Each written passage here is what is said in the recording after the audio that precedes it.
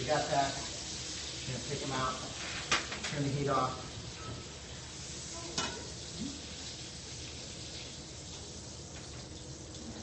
All these.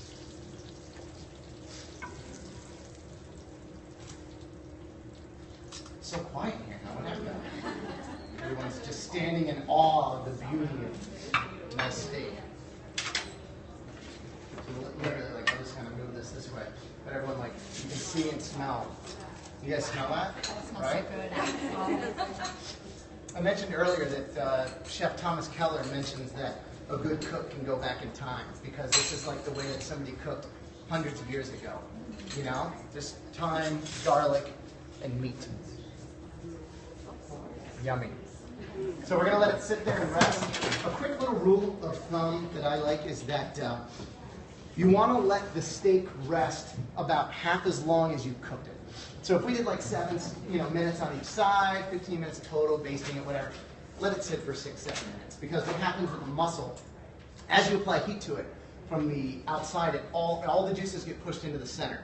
So if I was to take that right now and slice it, these outside pieces would look like leather, and then the inside would just like juice everywhere, right? And then everything that you work towards to making the most incredible mouth-watering steak is on that board, which sucks for whoever you're making it for, even if it's for yourself.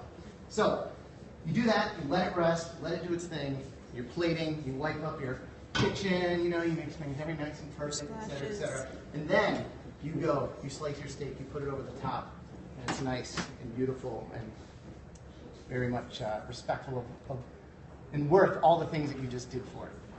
Does that make sense? Cool. Okay, so while it's resting, what questions do we have? Or what can I do for you? Tell me. I'll take that. What's the cooking end? I don't know. Medium rare? Hopefully. We'll see. When we cut it open, is it going to be nice Surprise! I don't know. I hope so. No, is that what you prefer, medium rare? You know what I'm going to say? Whatever color it looks on the inside is what I want it to be. Right? Because why would I set myself up to fail and say it's supposed to be medium rare and then it's well? Right? I look like an idiot. So I'll let you know after I cut it what I wanted it to be. So one of my Periscope followers is asking me, what's your favorite thing about working with Master Chef Junior? Junior is the coolest thing in the world, right? So Master Chef is fun because, amateurs, they don't get paid to do this. They're coming in cooking because they're passionate. It's a stay-at-home mom, and a lawyer, and a doctor, and a musician. And that's really, really cool. But when you have kids that, between 8 and 13, and a year and a half ago, they'd never been in a kitchen, and now they start working, that's really exciting to see that they love food because of what we've done on the show, exposing them. So at our restaurant, every night we'll have like 4 or 5 tables that have kids on it. And the kids, they just had their 12th birthday, and this is what they wanted for their birthday, was to come to the restaurant. So it's not just this fad where, I dropped out of high school, sang and played in a punk band, was a dishwasher, and started cooking. You know what I mean? Like, I didn't get into it to do TV and that kind of stuff. Although I've always loved the stage and like to entertain. But the fact is that now so many people go on reality shows and cooking shows because they want to be famous, right? And that's not a bad thing. Everybody wants to be known and enjoyed with what they do. What's cool though is with the kids, there's like really none of that. There might be like the Hollywood kid, and if they don't know how to cook, they're gone right away. But the other kids don't care that there's a camera on them. They don't care that it's Gordon Ramsay. They don't, they love to cook. So it's like, wow, a zucchini, that's so cool. And oh, a fish, I love seeing that cool fish. And to see that innocence and excitement, I mean, that's super rewarding because you really do feel like you're doing something that's not just entertaining for an hour on TV. It's Do like your people kids really like to cook? They do. They absolutely do, which is so cool. Because again, for me, what was exciting was my dad in the Navy would go diving and he'd come back with like a huge spiny lobster or abalone that he pulled off the rocks when he was out in the ocean. Or, my family's from Maryland, so you got, all the crabs coming out and you're cooking them up. And like the weirder the better for me. So the fact that like someone in France eats frog legs or snails, I was like, that's the coolest shit of all time. That is awesome.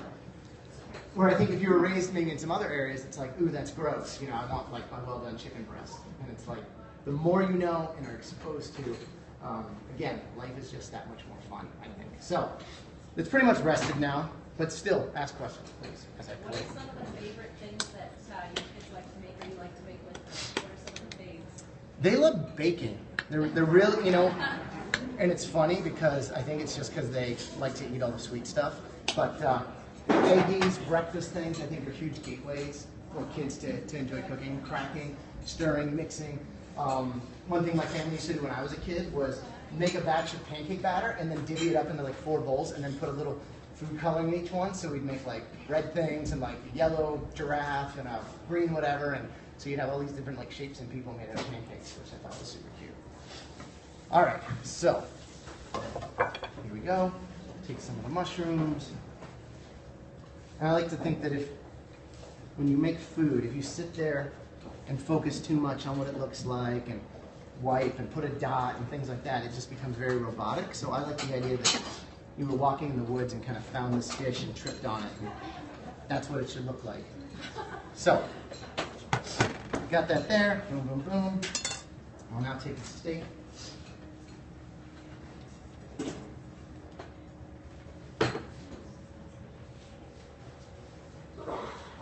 Here and take this little piece off. That's like the chef's present. I get to eat that later. All right. So I like to just get through that little piece, pull it back.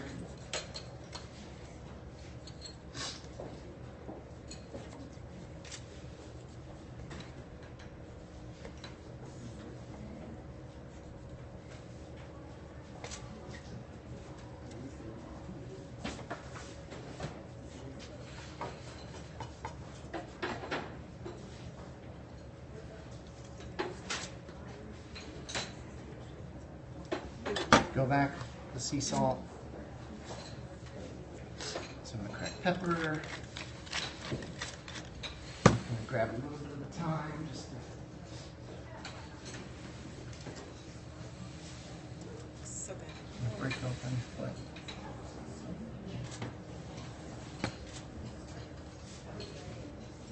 and there we go. So pretty much mid-rare, especially if we let it rest for another second. You can see the cook on it. Good? So there you go. That's it. Beautiful flavors, clean, simple, yummy. So I guess you guys have little samples coming around, but we'll let this guy rest, and then I'll slice it up in like 5 minutes or so, and then you guys can come up here and try this one too, if you want. Cool? Cool. Awesome. Thank you.